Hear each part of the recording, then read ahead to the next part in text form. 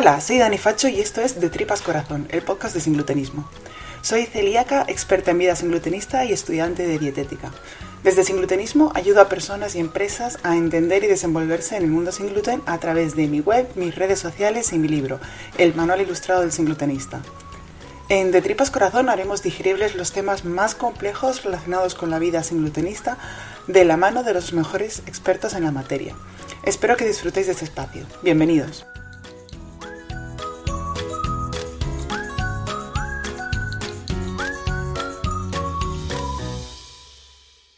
Las emociones singlutenistas, con Marta García. Bienvenidos a este cuarto episodio de Tripas Corazón. Hoy hablaremos de las que han sido durante mucho tiempo las grandes abandonadas a la hora de hablar de salud, las emociones. Veremos qué papel juegan ellas en la vida singlutenista, tanto en el momento del diagnóstico como a lo largo de las diferentes experiencias que nos va dejando la necesidad de comer sin gluten. Hablaremos de nuestro derecho a la pataleta, del autocuidado y de los niños y adolescentes.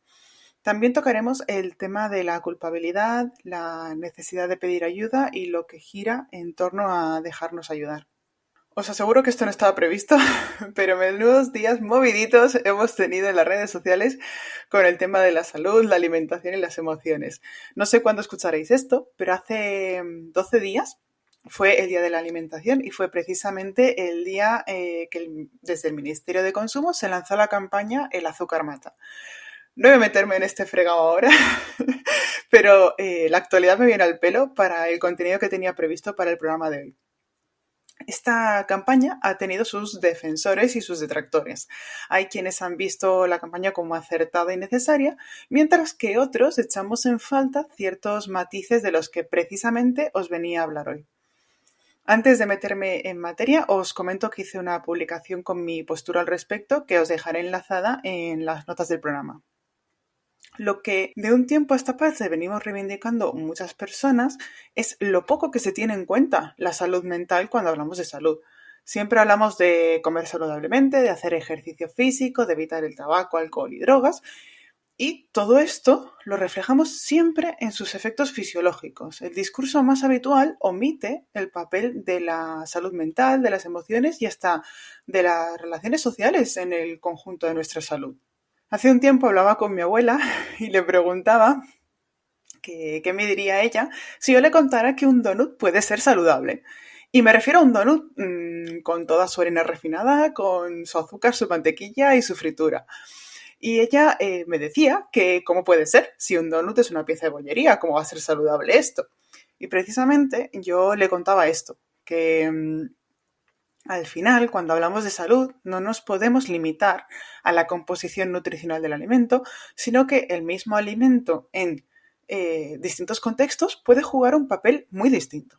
Por ejemplo, en una persona que se está recuperando de un trastorno de la conducta alimentaria, comerse un donut sin miedo, sin sentirse culpable, sin intentar compensar nada y simplemente buscando el disfrute, puede ser una gran victoria y un gran paso adelante en su salud.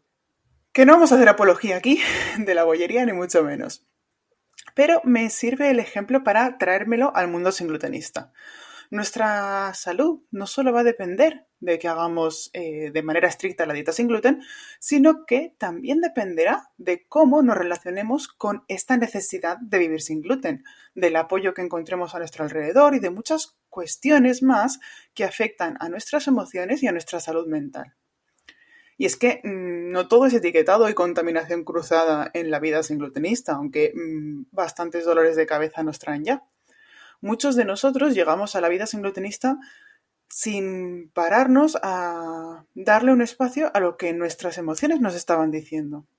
Hoy hace 10 años de mi diagnóstico y recuerdo perfectamente salir de la consulta, irme a un bar cercano, pedirme un café con leche y un pincho de tortilla. Y cuando me lo trajeron, recuerdo mirar hacia mi pincho y pensar, esto se ha acabado.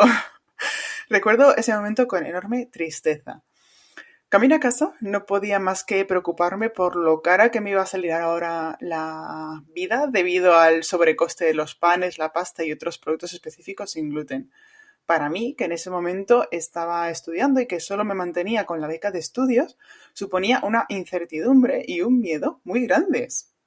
Luego vinieron las frustraciones, los enfados y la impotencia cada vez que no podía comer fuera de casa, cuando las amigas me dejaban de lado en un plan o al ver que mi beca no llegaba y mis ahorros desaparecían.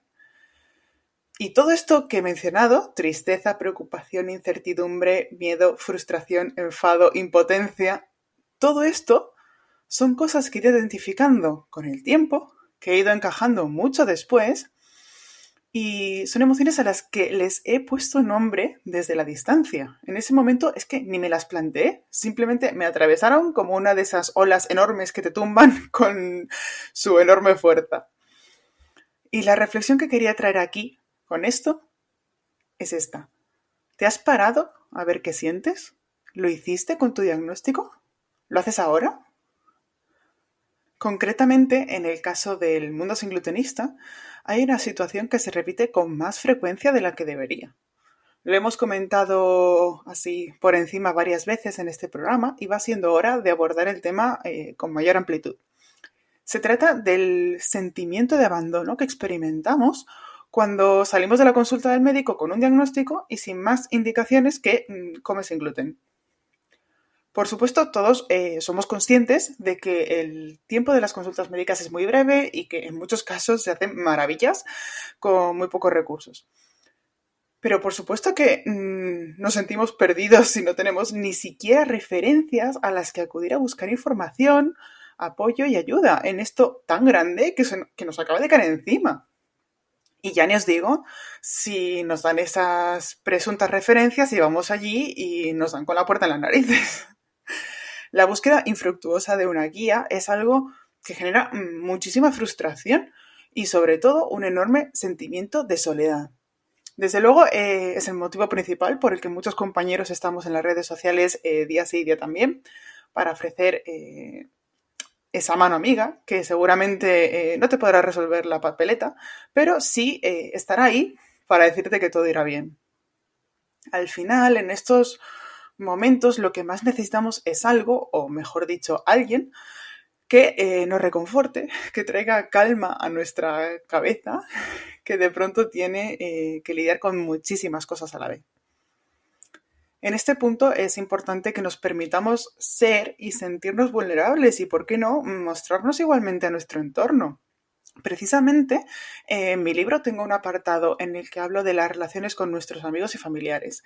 En este fragmento hablo, más que de emociones, de actitudes que pueden funcionar a nuestro favor o en nuestra contra, para que, como quien dice, pues podamos usar las herramientas que tenemos a nuestro alcance de la manera más inteligente y útil posible. De nuevo, por supuesto que no se trata de negar cómo nos sentimos, sino de utilizar esas emociones como trampolines que nos lleven a las acciones que más nos pueden ayudar mediante las actitudes más útiles. Os pongo un ejemplo.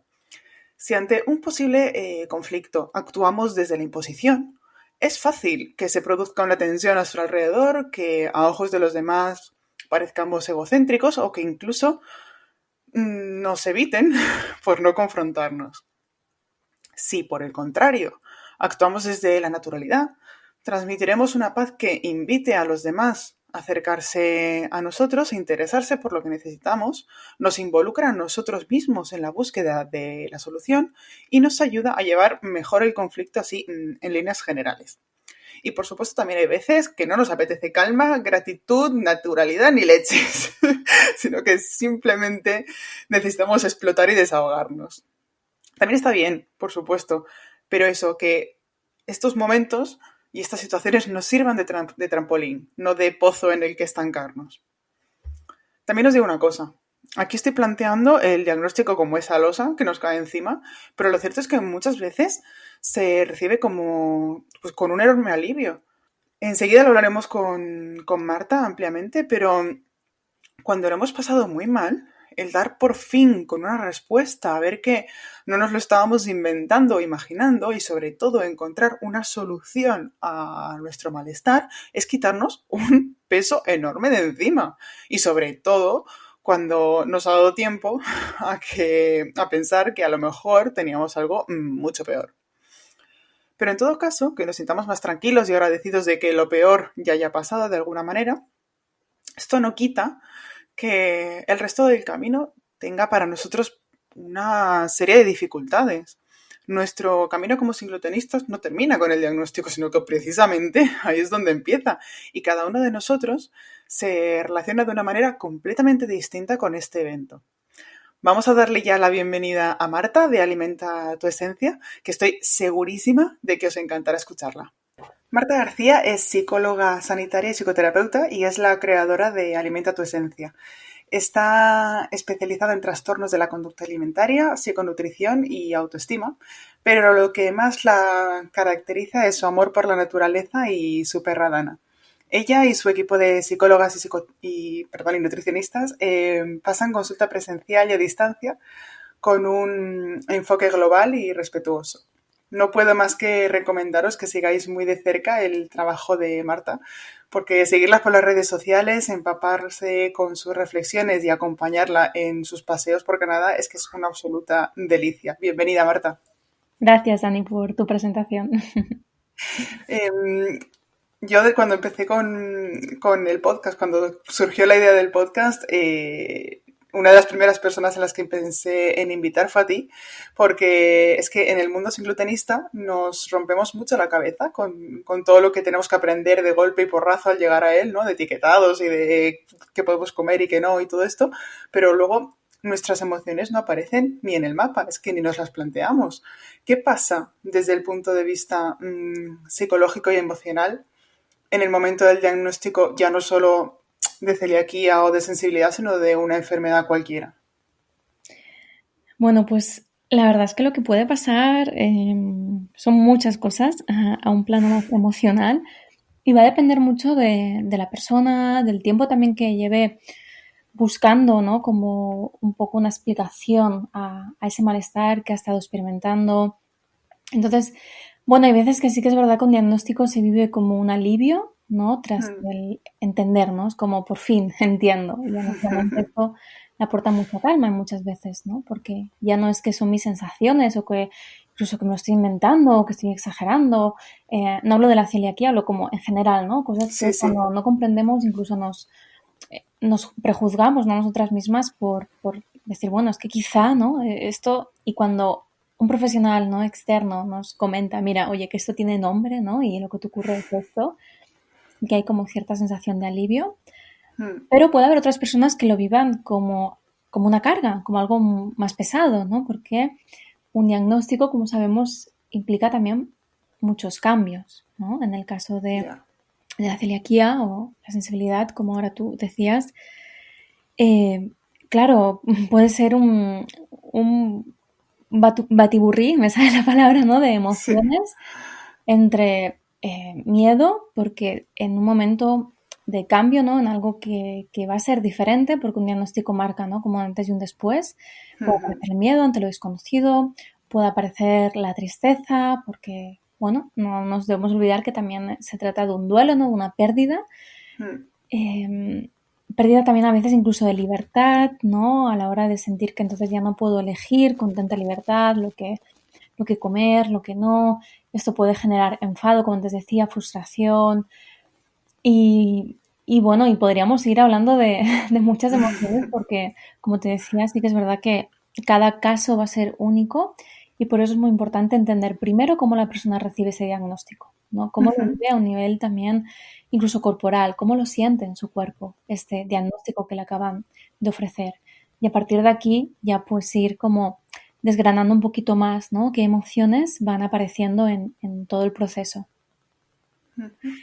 Los singlutenistas nos situamos un poco como siempre lo veo como que estamos en el limbo de las enfermedades. Al final, con la dieta correcta, en principio, si todo va bien, es decir, obviamente hay casos que son más complicados, pero en principio deberíamos estar sanos, es decir, yo llevo la dieta sin gluten y más allá de los dolores de cabeza que me produzca, ¿no? Alguna situación o lo que sea, pues estoy bien, estoy sana. Entonces es como si no nos pudiéramos quejar, porque lo nuestro no es para tanto, sobre todo en comparación, ¿no? Con otra gente y tal. Partiendo de que, por supuesto, cada uno de nosotros es un mundo, ¿cómo encaja esa negación, o sea, eso de que como si se nos negara el derecho a la pataleta? ¿Tenemos derecho a la pataleta? Obvio, todos tenemos derecho a la pataleta, ¿no? De hecho, algo que me encuentro mucho en consulta es preguntando, pero Marta, ¿esto es normal sentirme así? Y Mm, todo lo que sentimos es normal. Todo tiene una función y todo, es decir, toda emoción nos está dando una información que es súper, súper, súper valiosa. Por lo tanto, reprimirnos esa pataleta o reprimirnos esta sensación de injusticia, lo que va a hacer va a ser, o sea, no me va a permitir la aceptación, ¿no? de este diagnóstico. Entonces, por supuesto que la pataleta es súper necesaria y no solo al principio. Puede ser igual de importante, ¿no? Esta mm, queja durante toda la parte del proceso. Incluso, oye, que puedo llevar 2 años genial, súper, ¿no? Con una sensación de que estoy comiendo cada vez más acorde, ¿no? A mis necesidades y me siento bien. Y oye, quizá hay un día que me siento cansada, que siento que es injusto, porque mm. no puedo comer eso que tanto me apetece, o sí que puedo, pero elijo no comerlo y aún así me hace sentir, ¿no? Como frustrada. Entonces, por supuesto, todos necesitamos entrar en modo rabieta de vez en cuando y quejarnos más. Yo creo que le tenemos mucho miedo a la queja en general, ¿no? Incluso Mm, estamos como muy llenos de positivismo barato, entre comillas, porque sin menospreciar, ¿eh? Pero barato en el sentido que es como algo muy superficial, ¿no? Sin ir más allá, a entender que la queja también tiene una función. La queja nos ayuda a luchar por lo que creemos que es justo, ¿no? Nos ayuda también a adaptarnos mejor a nuestro entorno. Entonces, bueno, hay que diferenciar entre una queja que es más como mi día a día, ¿no? A una queja que me está informando de que, bueno, de que hay cosas que me resultan injustas y de que quizá necesito seguir trabajando en eso, ¿no? Ya sea para la aceptación o para cambiar aspectos que no están funcionando, ¿no? Por ejemplo, ujú. vosotros en este sentido tenéis mucho, mucho que hacer y es gracias a esa queja y a esa sensación, ¿no? de injusticia que también nos lleva a cada día luchar, ¿no? Desde la lucha por el etiquetado, ¿no? Hasta para que sea justamente bueno, pues una enfermedad que se reconozca, ¿no? Que cada vez haya más, que se trate con la seriedad que se merece. Mm. Entonces, si la queja o si la pataleta, fíjate que todo esto no se movilizaría. Ya, surge de ahí, ¿no? Como que brota Exacto. la motivación inicial. Mm. Exacto. La rabia es una energía que es como muy potente y nos lleva a la acción, ¿no? A comunicar, a expresar, a compartir lo que me parece justo, injusto. Así que necesitamos la pataleta. En el capítulo anterior, en el episodio anterior del podcast, yo comentaba que yo pasé por una fase entre comillas, de negación, de decir, pero es que ¿cómo vamos a llamar a la celiaquía enfermedad? Pero si hay gente que lo está pasando súper mal y realmente, hoy por hoy, eh, claro, o sea, pienso que realmente no tenemos por qué entrar en esa comparativa de tú estás enfermo y yo no, ¿no? De tú tienes realmente derecho porque realmente padeces y yo no. Y, y es lo que y es verdad que sí, a mí me choca de alguna manera esa reivindicación tan machacona de la rabia y de no sé cuántos, pero es verdad que como impulso inicial es lo que tú dices, te moviliza, te saca del lugar en el que estás que te parece injusto, ¿no? Al final, concienciar, motivar y acompañar, claro, tenemos todos, cada uno nuestros estilos, ¿no? Pero al final lo que estamos haciendo es esto, ¿no? Adoptando un nuevo estilo de vida porque nos tocó. Y hacer esto cuando una persona lo elige, pues es, o sea, por ejemplo, ¿no? Es una persona que decide llevar un estilo de vida más saludable, vigilar, o sea, fijarse mejor en lo que come, elegir disfrutar de estas comidas más saludables, hacer ejercicio, disfrutar de la vida social, todas estas cosas. Pues es un proceso complejo y largo, es decir, no de la noche a la mañana, ¿no? Tienes la vida saludable perfecta, sino que hay mucha parte de desequilibrio, pero es que en nuestro caso, en el de los glutenistas, es que tiene que ser así, es decir, de repente un día tienes que decir, bueno, ya no como más gluten, porque tenemos una urgencia muy grande y que es la inminencia de la enfermedad si no nos cuidamos. En este sentido, es fácil que entre en juego el miedo, ¿no? ¿Qué papel, así como hablábamos de la rabia, qué papel desempeña el miedo en esta situación. Sí que es verdad que como todo, ¿no? Al inicio, pues el miedo puede ser una emoción que nos ayuda a comprender los riesgos, ¿vale? De hecho, esa es la función del Ujú, miedo, nos ayuda a analizar, ¿no? Y entender los riesgos de pues, ciertas acciones, conductas, ¿no? Pues si yo me estoy en un balcón, en un ático y me acerco, pues seguramente que me vaya a parecer un poco de miedo porque entiendo que, ojo, cuidado, que estoy aquí en la barandilla y que tengo que tener cierto respeto, ¿no? ujú, O si estoy caminando por el bosque y de repente se cae una rama, automáticamente yo voy a sentir miedo, ¿no? Y me voy a alejar. Luego quizá me giro y digo, vale, ha sido una rama, ¿no? No es peligroso, pero el miedo yo ya lo he sentido, ¿no? Es decir, es primero el miedo y luego ya voy analizando. ujú, Entonces el miedo tiene esta función de ir, bueno, pues a discernir, ¿no? Las posibles consecuencias de las acciones. Sí que es verdad que a pesar de que el miedo en este caso, que estamos hablando de la vida sin gluten, es muy importante, pero también es interesante que poquito a poquito se pueda ir haciendo esta transición, ¿no? De no elegir por miedo, ¿no? Es decir, no, voy a comer esto porque si como lo otro me da miedo sentir esto, mm, sino ir transformándolo a un punto más de autonomía, ¿no? De autocuidado, mm, de realmente sentir, no, yo puedo elegir. Estas van a ser las consecuencias de esa acción y desde qué lugar estoy tomando esta decisión, ¿no? Porque ujú, no necesitamos el miedo para poder tomar acciones, sino que también lo podemos hacer eso, ¿no? Desde un lugar de disfrute, de autocuidado, de placer, de sentir que estoy siendo coherente con lo que mi cuerpo necesita. Entonces, bueno, yo animaría un poco a observar, ¿no? Si únicamente me muevo desde el miedo, ujú. claro, esto a nivel del sistema simpático puede tener sus efectos, porque al final lo que estoy haciendo es como alterando todo el tiempo, ¿no? Y poniéndome en alerta. Ujú. Eso te iba a decir, la alerta esta de... Claro. Y eso se puede traducir luego a un estrés crónico, ¿no? Y me enfrento Claro. a la comida con un estrés, porque fíjate que si como esto me puede ocurrir todo esto y yo no quiero, entonces voy a elegir lo otro. Entonces, bueno, como te decía, ¿no? Al principio o en según qué situaciones seguramente que va a estar y tiene esa función, pero sí que sería interesante poder tomar las decisiones desde la calma, ¿no? Mm, Igual que todo, antes hablábamos de la rabia y, y la rabia o la frustración, el enfado, lo mismo. Luego cuando yo me movilizo, yo lo puedo hacer desde la calma. De hecho, mm, es lo ideal, entre comillas, ¿no? Es decir, mm, yo siento la emoción, ¿vale? Le doy su espacio y luego desde la calma. Yo seguramente que si te digo, oye, ¿crees que en mis posts, Dani, hay rabia, ¿no? Quizá por la forma en la que comunico, dirás, no, no, ahí no hay mm, nada de rabia. Pues te puedo asegurar que en la mayoría de mis posts, detrás, o sea, lo que me movilizó a escribir justamente ha sido rabia. Rabia de claro. ver a muchas personas que invalidan sus emociones o cómo otras personas invalidan las emociones de otros, ¿no?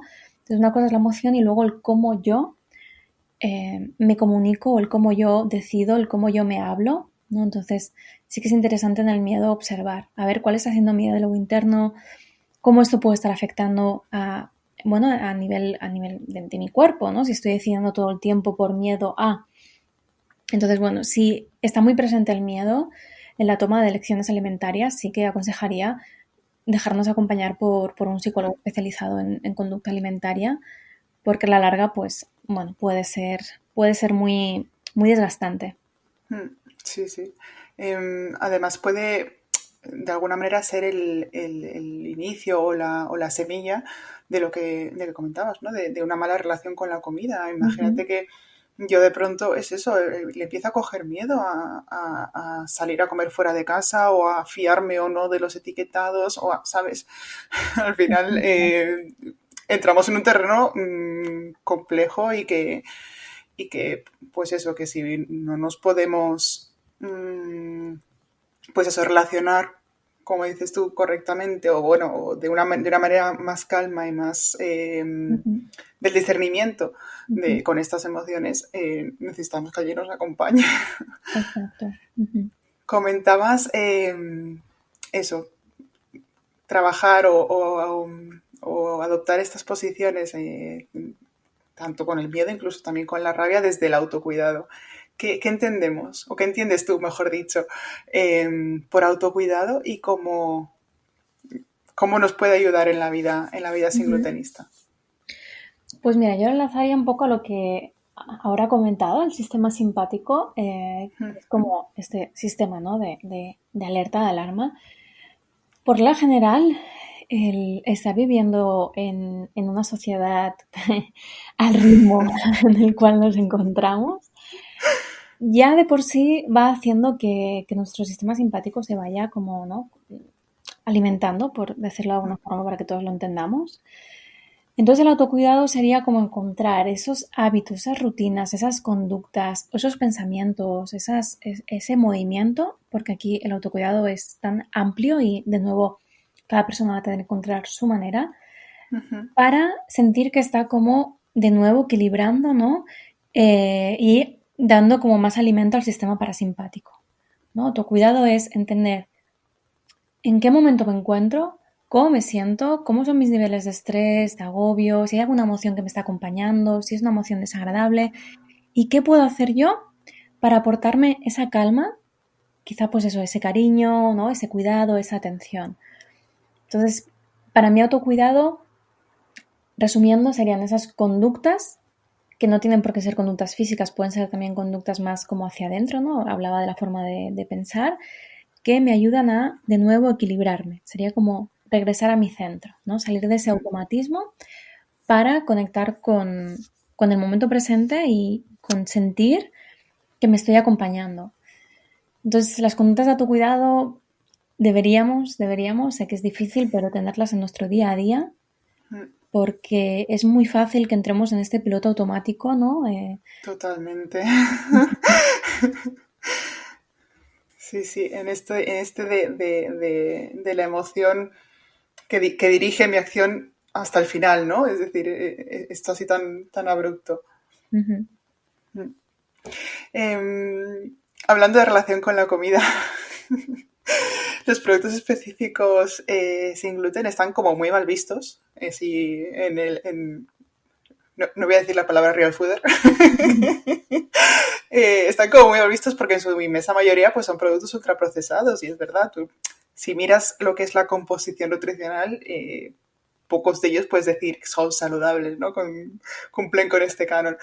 Pero, o sea, como que parece que su consumo choca con la búsqueda de cuidar nuestra alimentación. Es decir, si yo estoy llevando una alimentación sin gluten porque por salud lo necesito, porque soy celíaco, soy sensible, entonces tengo esta conciencia de la importancia del cuidado de mi salud, ¿no? Y hasta ahí muy bien, pero claro, luego como un producto que si tú miras su composición, puedes decir, esto no cuida tu salud. Y sin embargo yo lo que los veo como que, o sea, siempre digo que el gluten nos mata antes que los ultraprocesados. Para mí ¿cómo te lo explico? Como que nos ayuda a adquirir a entrar en el mundo sin gluten. ¿De qué otras herramientas disponemos? O sea, ¿cómo podemos trabajar esta adherencia al tratamiento, pues esto, ¿no? Que está impuesto y que no es una toma de conciencia nuestra, ¿no? Uh-huh. A ver si te he entendido bien, ¿eh, Dani? ¿Te refieres a que muchos de los alimentos sin gluten son ultraprocesados? Los productos específicos, Uh-huh. concretamente. Vale. Uh-huh. Bueno, aquí sería también interesante trabajar la flexibilidad, ¿no? Y entender de qué punto partimos. Una cosa es el ideal, ¿no? Aquello que a mí me gustaría encontrarme en el mercado. Y otra cosa es la realidad, ¿no? En qué realidad me enfrento. Entonces aquí hay una parte de, bueno, en qué es lo que yo puedo hacer por mí, de qué otros recursos yo cuento, que aunque quizá no son ideales, ¿no? En lo que yo considero que debería ser lo correcto, pero quizás sí que me pueden ayudar a hacer esa transición, ¿no? O a hacerme una vida más sencilla. Entonces, claro, aquí de nuevo contamos con los aspectos psicológicos, ¿no? La salud mental que tan importante es, porque sí, quizá no comer ultraprocesados, bueno, pues supuestamente puede ser muy positivo para mi cuerpo, ¿no? Un plano más físico, pero y para un plano mental lo es. Entonces ya no solo quedarnos con lo que me aporta ese producto a un plano Sí, por su formulación, claro. Exacto, ¿no? Sí, uy, no, porque mira qué ingrediente tal, sino, bueno, pero, oye, yo lo voy a disfrutar. A mí me Mm, gusta el sabor, a mí me gusta la textura. ¿Qué significa para mí comerme esto? ¿Me voy a relajar? ¿No? Lo voy a tomar con esta libertad de simplemente del placer. No olvidemos que la conducta alimentaria no va solo de alimentarnos a un plano mm, físico.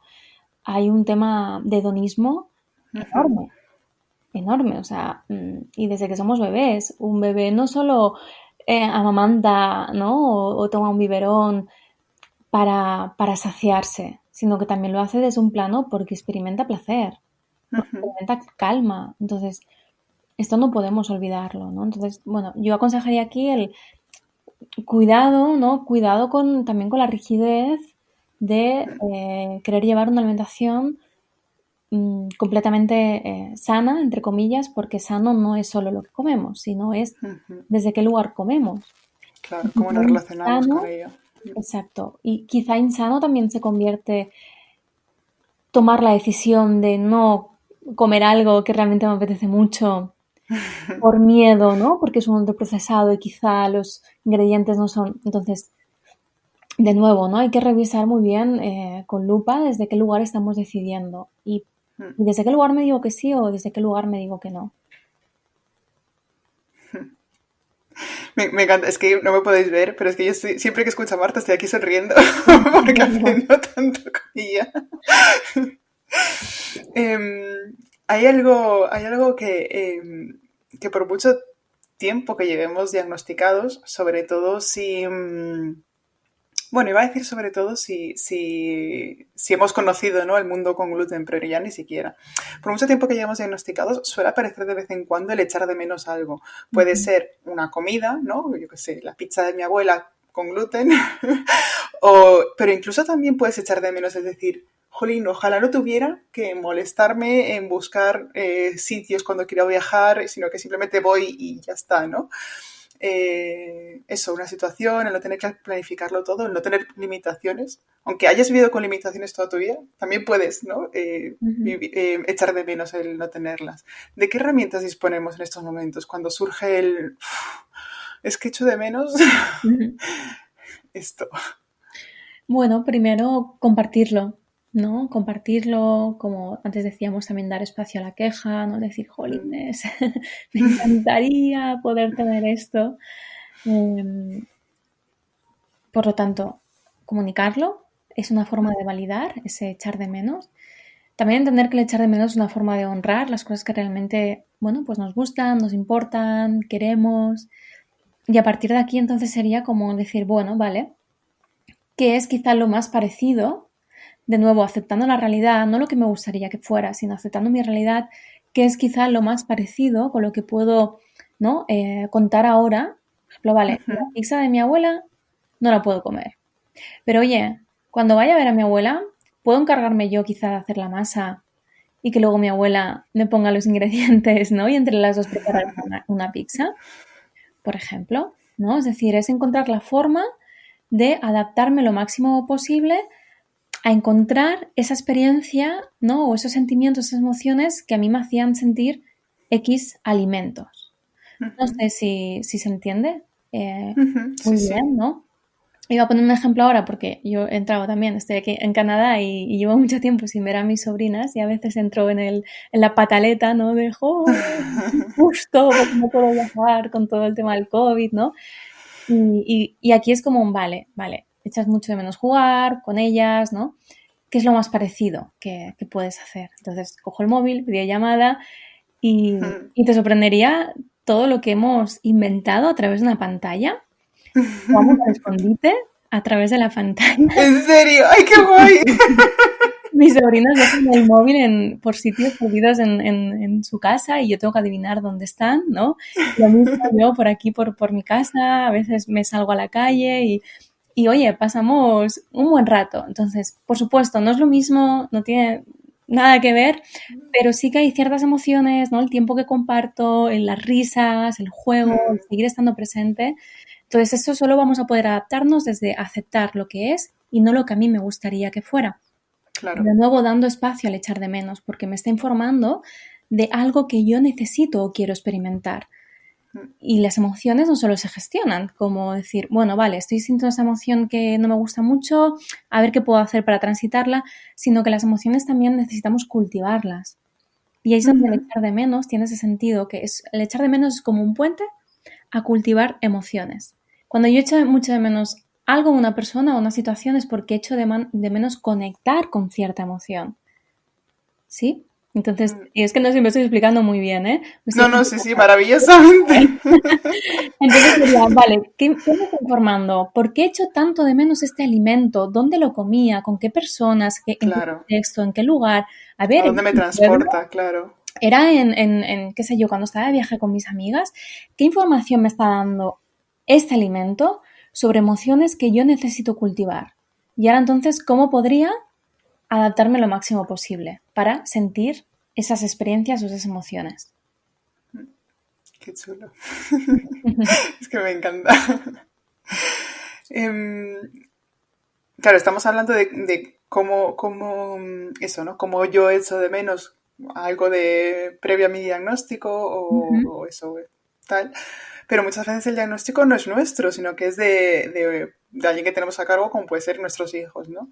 Y son muchas las familias, esto ha surgido un montón de veces en los miércoles de preguntas, que con niños inglutenistas que sufren pensando en qué será de sus hijos, ¿no? El pobrecitos que será de ellos cuando se contaminen, o sea, lo mal que lo van a pasar, o cuando no haya opciones sin gluten y tenga que decir, no, no hay chocolate para ti hoy, ujú, cuando les dejen de dar un cumpleaños, que esto pasa y es un horror, porque no les ujú. quieren invitar al cumpleaños porque es un lío, y es como, no es para tanto. ¿Cómo gestionamos? Es decir, yo como adulta, eh, qué hago con esta preocupación, esta cosa de qué va a ser de mi hijo? Ujú. Claro, este es un temazo, ¿eh? Esto nos daría para otro podcast entera, además. Bueno, lo primero que yo, de nuevo, ¿no? Lo que puedo decir es que es normal esta preocupación y este miedo, pero tenemos que diferenciar entre lo que es mi diagnóstico o el diagnóstico de una persona a quien quiero. Y el diagnóstico de Ujú, nuestro hijo no es nuestro diagnóstico. Entonces, cuando sentimos un diagnóstico de otra persona o una dificultad de otra persona como la nuestra propia, ahí lo que estamos haciendo es que, mm, bueno, no nos estamos diferenciando a nivel emocional, ¿no? Es como que el sufrimiento que supuestamente mi hijo va a vivir, pues ya lo vivo yo, porque a mí me importa mucho, ¿no? ya. Y sufrir no implica que te importe más esa persona, en este caso vamos a imaginar que es tu hijo, a veces se trata de algo que tú tienes que gestionar y que de nuevo entra en juego el cómo yo querría que fuera esa realidad a cómo es la realidad. Entonces, de nuevo quizá necesitamos trabajar ese duelo, ¿no? Que va a implicar muchas emociones hasta llegar a la aceptación, ¿no? Que, bueno, es un proceso. Entonces, hay que educar desde que el niño también de ese diagnóstico pueda trabajar su autonomía, ¿no? Pueda entender que bueno, que esa es su realidad, pero que no es mejor ni peor que la de otros niños. No victimizar, Ujú, porque en realidad no somos víctimas de un diagnóstico, ¿no? Yo soy víctima de algo cuando no hay solución, cuando no tengo recursos para poder defenderme, ¿no? Cuando, bueno, pues puedo ser víctima de una guerra, puedo ser víctima de un abuso, ¿no? Pero un diagnóstico, por suerte, contamos con recursos, contamos con apoyo, contamos con mucho conocimiento. Entonces, bueno, yo ayudaría ¿no? En este caso, pues a mi hijo a que conociera muy bien a mucho ujú. conocimiento, que se pueda defender a través del conocimiento y acompañarle siempre que quisiera, pues a nivel emocional, preguntarle cómo lo vive, si quizá necesita algún apoyo psicológico. También, no sé si lo hay esto, Dani, pero no sé si hay, por ejemplo, en la asociación hay como grupos de niños, ¿no? Adolescentes con celiaquía, entonces, bueno, pues también que pueda, ¿no? Hablar, entablar amistad con otros niños que están, bueno, que tienen este diagnóstico como ellos, es decir, integrar, ¿no? El diagnóstico, Mm, no sienta que es el diagnóstico en contra de mí, porque cuando victimizamos a nuestros hijos podemos o sea, podemos transmitirle este mensaje, ¿no? Como que es el ujú, diagnóstico en contra de él. Y no, eres tú con una celiaquía, ¿no? Pero igual que vas a ser tú con con otras muchas, bueno, pues iba a decir putadas o es que también eso es vivir, ¿no? Y cuando traemos un hijo al mundo ya tenemos que hacer ese trabajo de entender que no lo vamos a poder proteger y que el mundo no está envuelto por el papel ¿no? De pompitas, que es así como suavecito, sino que, bueno, que hay experiencias que por supuesto que van a ser difíciles, pero bueno, con el apoyo de la familia, de profesionales como tú, como otros tantos que están dispuestos a echar un cable, oye, vamos a adaptarnos, ¿no? A esto.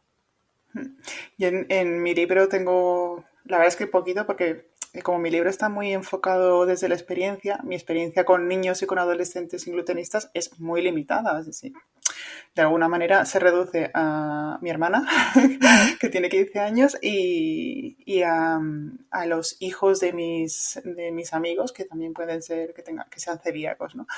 Entonces, no, es un tema en el que de alguna manera no hablo mucho por eso, porque me falta la experiencia. Pero una cosa que yo siempre veo y ya no solo relacionado con el singlutenismo, sino en general, es que les hablamos mucho a los niños y a los adolescentes y les escuchamos poco. La cosa, es que justo lo has dicho y me ha recordado un montón esto, el preguntarle, ¿no? ¿Cómo se siente? ¿Cómo le podemos ayudar? ¿Sabes? No sé, me parece tan importante. Total, cómo vive la experiencia, si para él implica, bueno, sí, dar como espacio y de nuevo también trabajar esa flexibilidad, ¿no? Que una cosa es que nuestro hijo conozca el diagnóstico y otra cosa es que pueda adherirse a la dieta tal y como nos Claro. gustaría, ¿no? Entonces, Hablando de miedo a que se contaminen los peques, esto es algo también muy frecuente entre los glutenistas, ¿no? Lo que decíamos antes de que no nos fiamos de nadie que cocine para nosotros, el estar en tensión compartiendo la mesa. Esto pasa un montón. Gente que me cuenta esto, comparto mesa y estoy en tensión viendo migas por todos lados volando. Y los nervios que tienes que no, cuando tienes, imagínate que, a ver, igual si en un restaurante saben cocinar sin gluten, ese miedo escénico y la cosa de estoy molestando, estoy preguntando, ¿cómo lidiamos con esas situaciones de tanto estrés y que tanto condicionan nuestro día a día? bueno, no es fácil, obvio. Lo ideal de nuevo sería pues poder estar relajada, ¿no? En un restaurante. Yo primero lo que animaría es justamente antes de salir de casa ya como prepararnos, ¿no? Y entender que probablemente el escenario va a ser, bueno, pues que voy a tener que estar preguntando, asegurándome, ¿no? Entonces aquí también preguntarme si estoy dispuesta a eso, si me apetece, si me compensa, ¿no? De nuevo, fíjate que es esta responsabilidad, desde yo puedo decir quedarme en casa, puedo decirme a un restaurante, ¿qué me voy a encontrar? Y tanto aspectos negativos como positivos, entonces, ¿me compensa? Y me compensa quizás este rato grato que voy a pasar con mi familia, con mis amigos, o el estar en un lugar diferente, ¿no? Probando comida diferente a la que quizá yo en mi casa no me hago mi día a día. Entonces, si yo acepto que sí, que estoy dispuesta a asumir esta responsabilidad, ¿no? Ya va a ser diferente a que si me encuentro en un restaurante en el que quizá me monto ¿no? la idea de que va a ser idílico y luego me veo ahí como luchando e intentando controlar. Y de nuevo también aceptar que quizá van a haber muchas cosas que no voy a poder controlar. Y de nuevo, estoy dispuesta, ¿no? a confiar porque, bueno, cuando nos aseguramos de que un restaurante sí que cocina, ¿no? De una forma limpia, ¿no? Entre comillas, sin gluten, también ahí es un punto de confianza. De confianza, claro. Entonces estoy dispuesta a confiar, estoy dispuesta a soltar un poco el control, estoy dispuesta, ¿no? A ponerme en manos de la otra persona. Entonces, como cuando vamos al médico o nos enfrentamos a alguna operación, ¿no? Claro que pueden pasar cosas mal, por supuestísimo. Y pasan y ocurren, ¿no? En un restaurante no va a ser diferente. O cuando nos montamos en algún transporte público también. Justo he pensado lo mismo. ¿No? En el metro, ¿no? En el autobús, en un taxi, en los aviones. Bueno, claro que pueden salir cosas mal, claro que los accidentes están y cada día. Pero voy a montarme en un taxi o voy a montarme en un avión intentando controlar que todo esté bien, intentando... es que no depende de mí. Yo tengo que confiar en el piloto, en las azafatas, en que el avión está preparado, que no hay ninguna avería. Ahora, que yo confíe no me va a asegurar que salga bien, pero que desconfíe tampoco me va a asegurar que salga bien. Entonces, ¿qué emoción quiero cultivar? ¿La desconfianza o la confianza? ¿Con cuál me voy a sentir más cómoda? ¿Con cuál voy a disfrutar más? Porque si la desconfianza nos asegurara que los accidentes no surgieran, pues yo sería la primera que iría Claro. confiando, porque sería una emoción súper adaptativa y funcional, ¿no? Pero la realidad es que desconfiar no te asegura que eso no vaya a pasar. Por lo tanto, ¿qué opciones tenemos, no?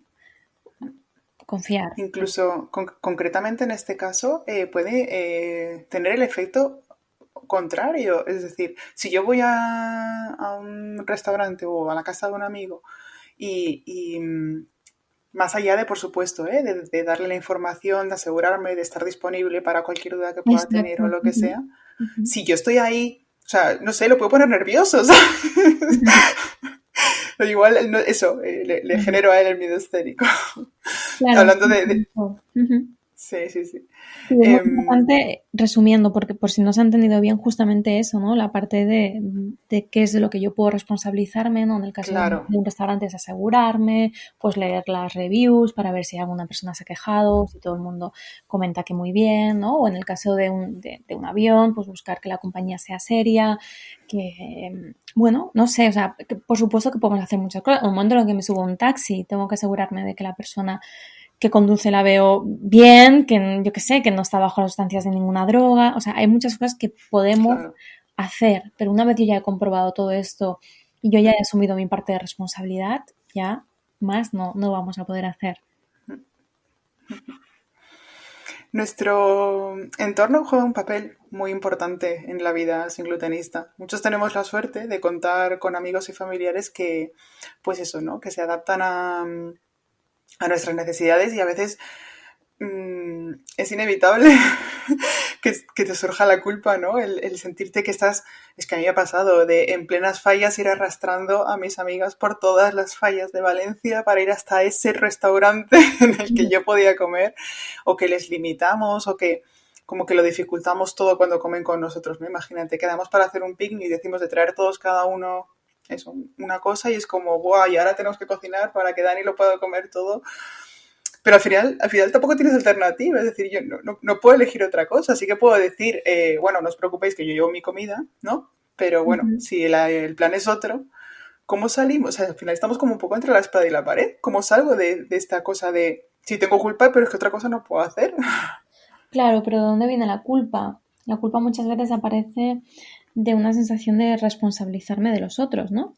Y aquí de nuevo es la confianza, es confiar que si la otra persona decide ir a este restaurante conmigo, oye, voy a confiar en que es adulta como para haber tomado esa decisión y Ya. que no lo hace obligada, porque yo creo que no es que nazca de no, vamos aquí o no vamos a ningún lado, sino que vuestro entorno lo vive como algo, bueno, pues me adapto, ¿no? Igual que en este caso Dani se está adaptando, pues yo también me adapto a ella. Entonces esta culpa muchas veces eso, ¿no? Aparece más de la sensación de que el otro lo está haciendo obligado por mí. Mm. Cuidado, ¿no? Porque de nuevo estamos pretendiendo interpretar lo que la otra persona, ¿no? En lo que hay detrás de esa persona. Entonces vamos a confiar, ¿no? También tiene mucho que ver con el merecimiento.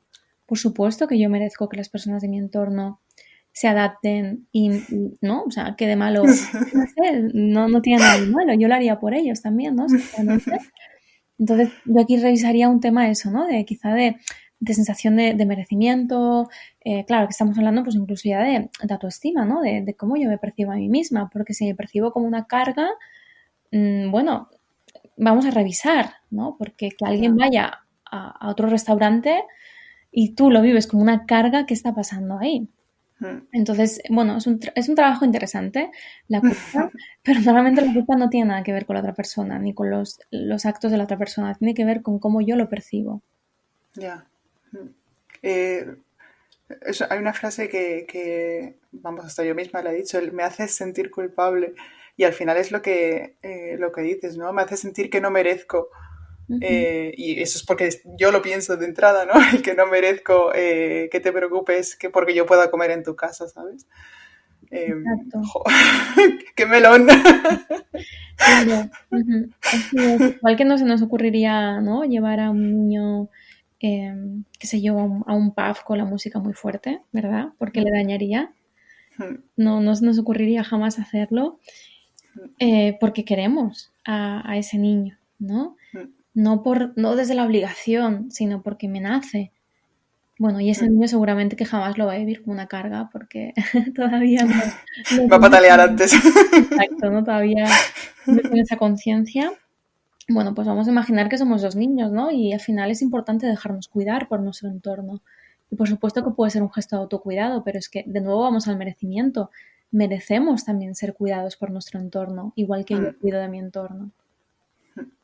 Justamente en esta línea iba la siguiente pregunta. Al final, la culpabilidad, o sea, a veces es la menor de nuestras preocupaciones. Es que de pronto, hay veces que nos encontramos con gente, con un entorno que no nos entiende, que no nos apoya, que no nos ayuda. Y encima, hasta, es que, vamos, yo sé de singlutenistas que hasta se han contaminado por los descuidos o sí, los descuidos de nuestro entorno. Hay varias cosas aquí. La primera, yo me acuerdo que hablando con mi hermano de una situación que tenía en el trabajo de este estilo, ¿no? De que tenía que decir, oye, es que yo solo puedo comer en este restaurante y no había manera de que lo entendieran. Yo le dije, es que ponles el ejemplo. Imagínate, si tú estuvieras en una silla de ruedas y quieren ir a un restaurante que no es accesible o que dicen, bueno, tiene un escalón en la entrada, pero te podemos subir nosotros ya, pero es que luego si yo quiero ir al baño no puedo ir solo al baño porque estoy en una silla de ruedas en un restaurante que no tiene espacio para un baño con silla de ruedas, eh, la gente sí lo entendería más, pero en el caso de estas personas con las que tenía en el trabajo, ¿no? Eh, como no es algo tan visible, es fácil que nos encontremos en ciertos entornos que, pues eso, descuidan este tipo de cosas. ¿Cómo gestionamos esto? O sea, yo había pensado en eso, en gestionarlo sin que sea un drama, pero es que a lo mejor sí que hay que montar un drama, ¿no? Montar la pataleta. Claro, bueno, sería que interesante de nuevo la pataleta hacia mí, bien, luego cómo lo expreso y cómo lo comunico para que la otra persona me entienda, ¿no? Entonces, claro, aquí estamos hablando, Dani, del estigma que hay referente a todo, bueno, no sé, yo no estoy realmente como superpuesta en la vida sin gluten, pero ya a mí me han llegado mensajes de esto de sin gluten es una moda, ¿no? Esas personas que dicen que bueno, la intolerancia al gluten, ¿no? Cosas que hay como mucha mezcla, ¿no? Y la sensación de, va, eso es una chorrada. Yo he llegado a escuchar ese tipo de mensajes, ¿no? ¿Esto qué es lo que nos está indicando? Una falta de conocimiento. Es una falta de conocimiento. Por lo tanto, cuando hay falta de conocimiento, hay juicio. Cuando hay juicio, hay estigma. Tan sencillo, tan complejo como eso, ¿no? Ya. Entonces, ante el estigma, las personas que están viviendo ese estigma, en este caso los ingluteristas, ¿no? Que están viviendo el estigma de quizá creer que no es tan importante, que yo me puedo adaptar a ese restaurante, os toca, ¿no? Un trabajo de educar. Ya. Y es así, necesitamos mucha educación. Entonces es, vale, ¿qué papel juego yo en esta sociedad, no? Y esto lo veo también mucho con los trastornos mentales. Una persona con depresión, ¿no? Que su jefe le dice, bueno, oye, que estar triste no Ponte alegre. exacto, ¿no? Que estar triste no es para tanto, que tienes trabajo, que tienes familia, venga, va, ¿no? Como, vale, yo entiendo el mensaje, pero justamente viene de esa falta de información. Claro. Entonces tenemos un trabajo tan grande de seguir divulgando, de seguir ofreciendo conocimiento a las personas bueno, pues que no tienen acceso o no quieren o no se interesan. Pero bueno, ya estamos ahí, ¿no? Para recordar.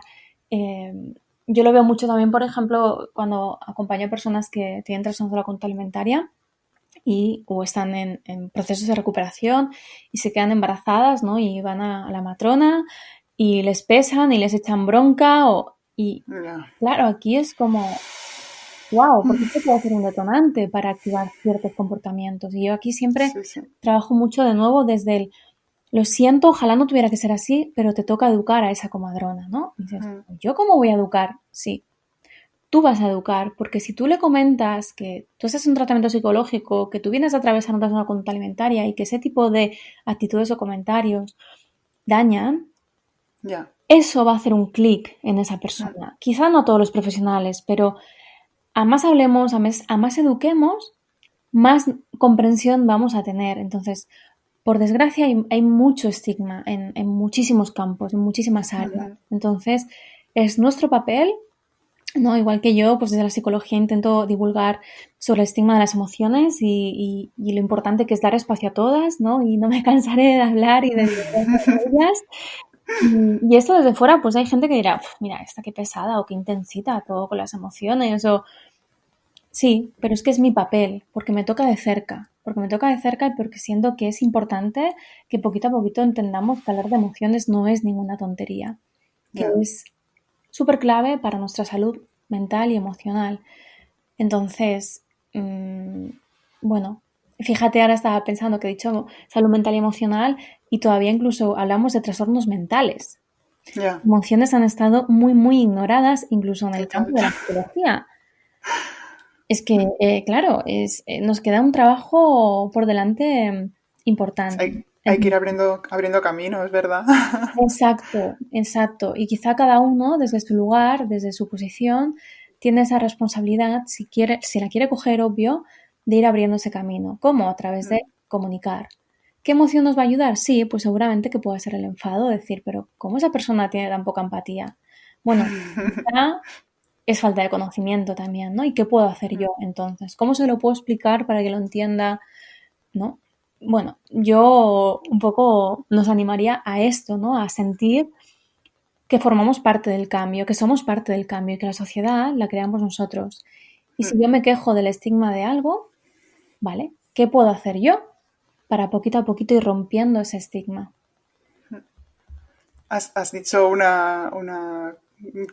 un concepto clave, ¿no? El de yo soy parte de. El sentimiento de pertenencia es como muy motivador en estas cosas. Además, nos hace sentir pues acompañados, como con un fin, con una, pues eso, con una motivación.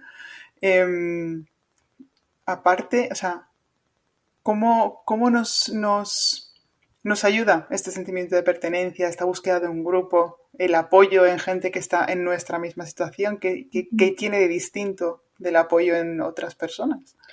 Pues muchísimo. Yo creo que una de las claves justamente es lo que hablábamos, la validación. Claro. Encontrar personas que sean capaces de validar lo que siento. ¿Por qué? Porque la experiencia, pues es importante, ¿no? No va a entender, antes hablaba de la depresión, pues una persona que ha padecido depresión, si una amiga viene y le dice, mira, estoy pasando una depresión, pues seguramente que le va a poder validar y comprender de una forma mucho más profunda y honesta, quizá alguien que no tiene ni idea de incluso ni lo que es una depresión y que sigue pensando que tener una depresión es levantarse triste y ya está, ¿no? Entonces, primero, la validación. El ser humano necesita la validación, porque justamente en esa validación también vamos encontrando ese sentido de pertenencia. El ser humano es un ser gregario. ¿Qué significa esto? Que hemos sobrevivido gracias al apoyo del grupo, al sentirnos parte de una comunidad. Esto está en nuestros adentros, es algo en nuestra evolución. Entonces, el sentido de pertenencia es muy, muy, muy clave en cualquier diagnóstico y en general, ¿eh? En general es muy importante. ¿Qué ocurre? Claro que hay veces que sí que voy a poder sentir ese sentido de pertenencia pues con mi familia o con mis amigas de toda la vida o mis amigos de toda la vida, pero quizá hay esa otra parte de mí que está sufriendo, que lo está pasando mal o que está en momento de, ¿no? De crisis, de aceptación vamos a imaginar un diagnóstico, ¿no? de, de celiaquía. Claro, aquí es muy importante encontrar ese lugar donde yo voy a poder dar espacio a todo esto que estoy sintiendo, porque a veces hemos romantizado también a la familia y a la amistad creyendo que tienen que ser, ¿no? Como esa fuente incondicional de aceptación, de comprensión, y no, la realidad no es esa. Mi Claro. amiga me puede querer mucho, mi madre me puede querer mucho, pero no tiene por qué entender lo que yo estoy sintiendo en este momento. Entonces, es mi responsabilidad moverme hacia grupos, hacia entornos, hacia personas con las cuales me asegure que sí que van a poder comprender eso. Qué chulo. Sí, totalmente. O sea, tenemos que buscar ese apoyo donde realmente, pues eso, ¿no? Tenemos que, eso, ser realistas, que a veces, pues, no nos pueden acoger en todos los sitios de la misma manera. ¿Quieres compartir alguna otra cosa más con los inglutenistas antes de despedirnos?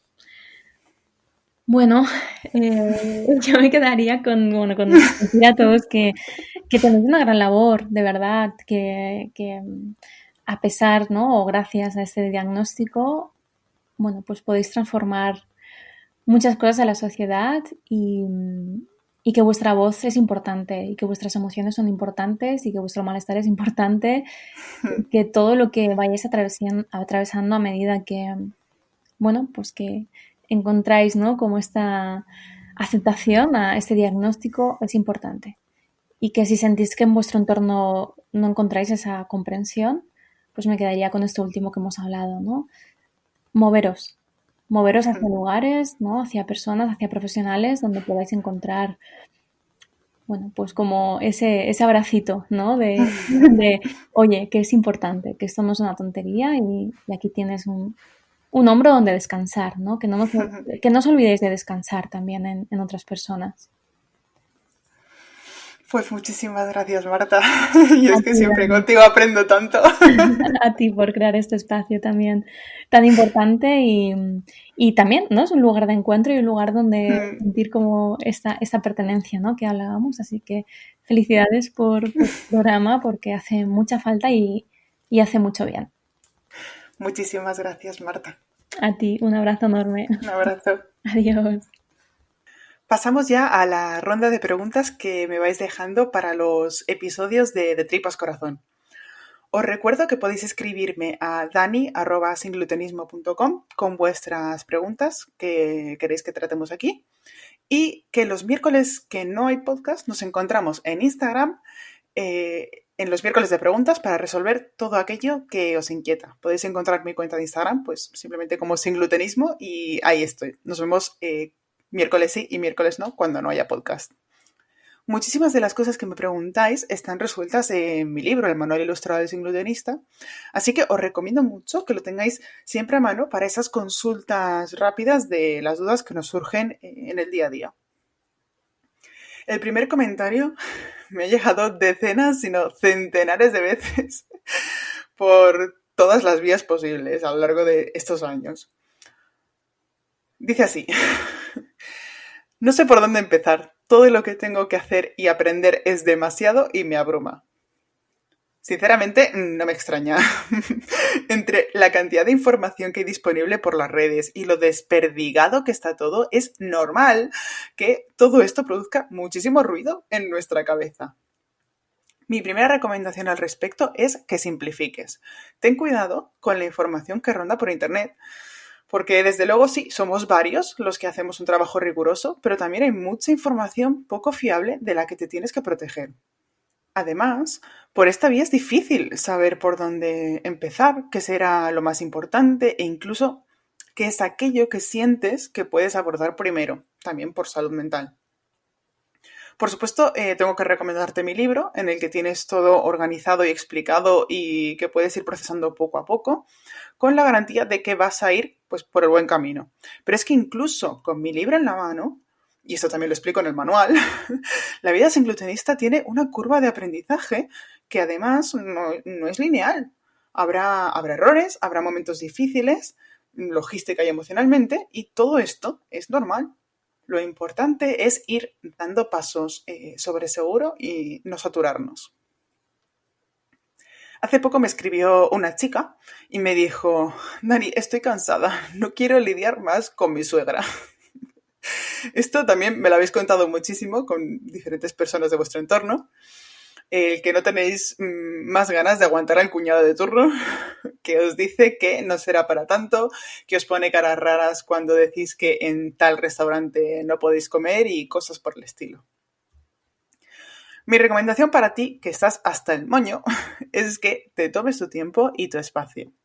Recuerda que es importante protegerte de lo que te hace daño y que no tienes por qué exponerte a unos riesgos a los que no quieres.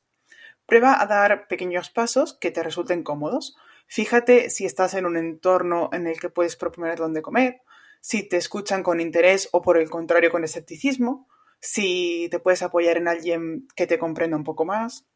Y sobre todo plantéate buscar alternativas de planes, de personas, de logística. En España siempre nos reunimos y celebramos en torno a una mesa o con comida de por medio. Es que es impepinable. Pero plantea otras cosas. Una visita a un museo, una ruta en bici, una sesión de cine, un paseo por el parque. Y como te decía, si para ciertas cosas tiene que haber comida, busca una alternativa logística. Llévate tu comida o lleva comida para compartir, cosa que te asegures de que al menos algo sí que vas a poder comer. Propone el plan en tu casa, cosa que puedas cocinar tú. Y de nuevo, plantéate si hay relaciones que quieres mantener igual que siempre o si necesitan cambiar para que todos os sintáis más cómodos.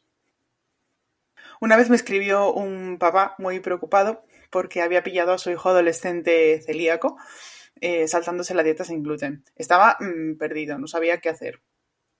Empecé por decirle que yo de castigos, reprimendas y cosas así no sé nada, pero que poniéndome en el lugar del chaval, creo que lo que necesitaría sería que no me juzgaran y sobre todo que me escucharan.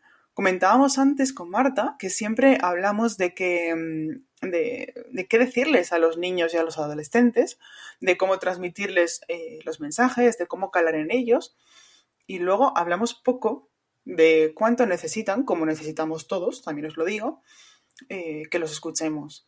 Creo que esto es primordial para localizar qué está fallando y cómo podemos apoyarlos. Y por supuesto, buscad ayuda. Puede y debe ser ayuda profesional, desde luego, pero también apoyados en la familia, en sus amigos y en el entorno escolar. Por último, traigo aquí un mensaje desgarrador que me llegó por audio hace un tiempo. Digo desgarrador porque la voz de la persona que me lo envió transmitía verdadero sufrimiento, sentimiento de culpabilidad, desesperación.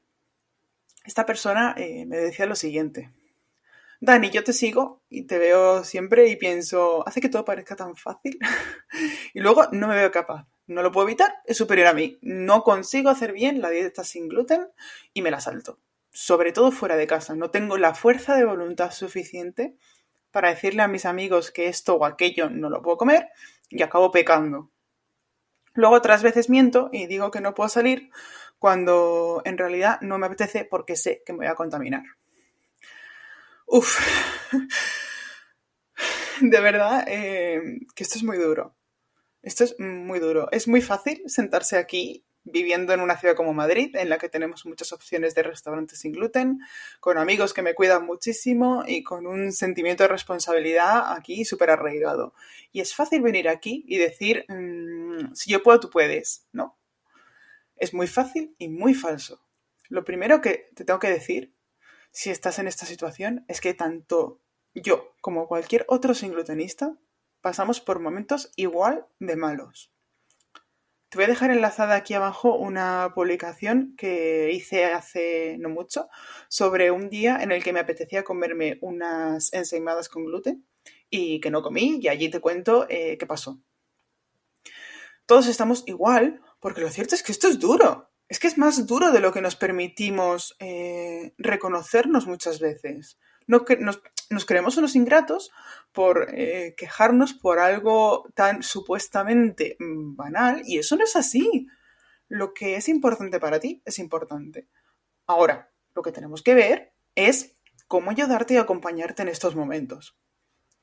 Quiero que veas que cuando me mandas este audio estás expresando unas percepciones que tienes de una realidad de la que eres consciente, y eso es buenísimo.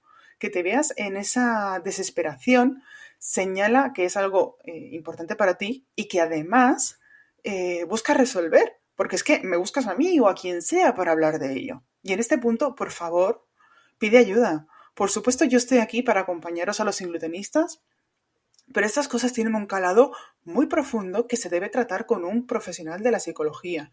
Lo que me estás contando no es baladí, no es no tengo fuerza de voluntad. Estamos hablando de que estas situaciones tienen un trasfondo que va mucho más allá del gluten y que pueden ser la semilla para trastornos de la conducta alimentaria, atracones, ortorexia, agorafobia, pánico escénico. Por favor, si te encuentras en esta situación, pide ayuda y habla con tus amigos y con tu familia. Transmíteles esa necesidad de apoyo y de que te acojan. Aunque no entiendan muchas de las cosas por las que puedas estar pasando, espero que encuentres en ellos mucha calidez y compañía, que sin duda te serán de muchísima ayuda a la hora de ir a terapia. Y con este pequeño manifiesto por la normalización de la salud mental, de buscar recursos que nos ayuden a mantenerla y mejorarla, y del acudir a terapia, me despido por hoy y os deseo de corazón muchísima salud, incluidas la mental y la emocional. Tienes las notas de cada capítulo de Tripas Corazón en mi página singlutenismo.com. Además, puedes suscribirte a este programa de radio en tu reproductor de podcast favorito para no perderte ningún episodio. Si me escuchas desde Apple Podcast, déjame unas estrellas y una reseña para ayudarme a que este podcast crezca sano y feliz. Por último, anímate a compartir el enlace de este programa en tus redes sociales y por WhatsApp con tus amigos. Muchísimas gracias y nos vemos en el próximo episodio.